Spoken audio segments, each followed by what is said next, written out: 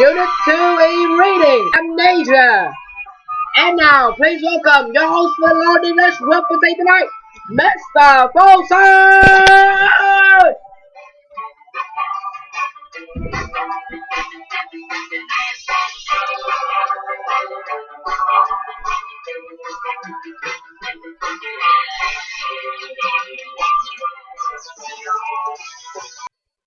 Alright, welcome all of you guys back to our next episode of Learn English with Phú Sĩ, and happy the second day of summer. Oh my god. Welcome to the show. It is Tuesday right now. Hopefully the fan is still working, thank God. So tonight we'll start doing the Unit 2E. We'll do the reading part. It is called the Amnesia. What is it about? We'll find out tonight.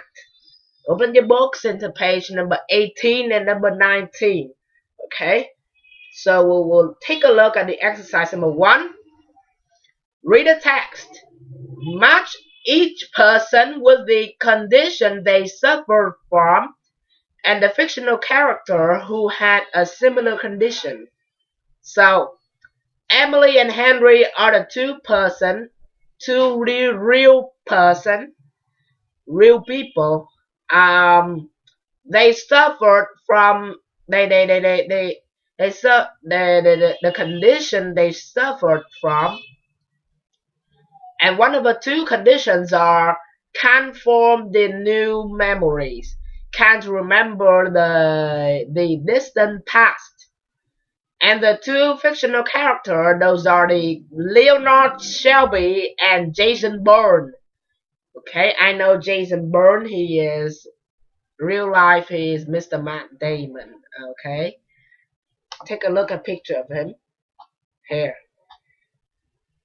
That man. He's really good. So Emily and Henry are the two real persons had suffered from the medical condition, and with the two fictional characters, they might the same. So read first, then match.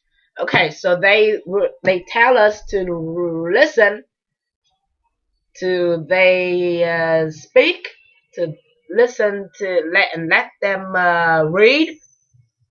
I'll read it for you. Okay, zoom in. Okay, ready? Identity crisis. In the Bourne trilogy, Jason Bourne has acute amnesia. He spends 3 films trying to recall his own past. I don't know who I am, he says. I don't know where I'm going, none of it. And in 1996, film called Memento,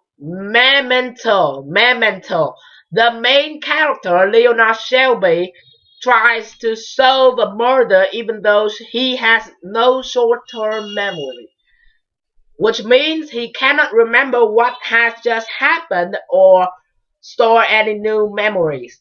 These two kinds of memory loss provide exciting plots for thrillers and mystery stories. But in the real life, they are not so entertaining. Emily's story. One day in September 2001, a 33-year-old woman from Texas, USA, got into her car and began to drive to work.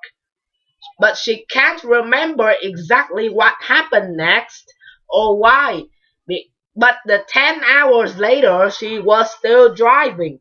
She had driven all the way from Texas to Santa Fe, about 1,000 kilometers. She didn't know anyone in the Santa Fe, so she checked into a motel, and then the situation got worse. When I woke up in the next morning, I sat up and I didn't recognize the room. She said, I didn't recognize the bag that was sitting on a chair or the clothes that were lying over the chair. I didn't recognize myself in the mirror. I didn't know my name. When the police found Emily and took her back to her family, she didn't recognize her own children. Oh my God, memory loss. Emily's doctors concluded that she had a condition called this dissociative